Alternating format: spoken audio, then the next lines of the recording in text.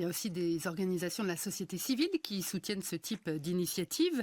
Maman Kakatouda de l'association Alternative Espace Citoyen à Niamey nous explique pourquoi ils ont fait le choix de ce soutien.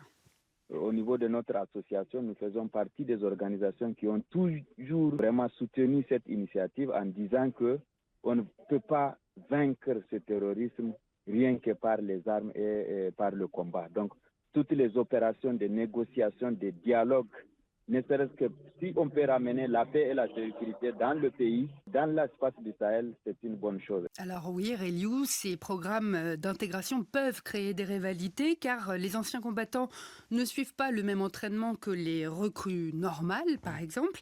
Certains Nigériens nous ont dit aussi qu'ils estimaient qu'ils récompensaient en quelque sorte les insurgés. Donc il peut y avoir des tensions des deux côtés. Mais Lisa Tchorna souligne aussi que l'intégration d'ex-rebelles à la garde nationale au Niger a plutôt bien fonctionné par le passé. Le problème qui s'est posé par le passé au Niger lors de la démobilisation des militants djihadistes est qu'il était souvent très difficile pour les autorités de prouver que les combattants n'avaient pas participé à la planification ou à l'exécution d'attentats, c'est qu'ils les auraient exclus de l'amnistie.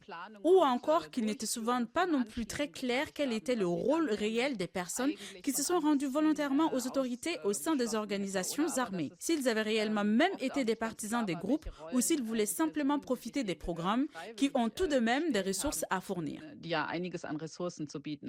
Maman Kakatouda estime, lui, que les Nigériens, en tout cas, ont horreur de l'injustice. Il appelle aussi à une gouvernance transparente et à une gestion vertueuse du bien national. D'abord, première condition, une meilleure répartition des richesses nationales.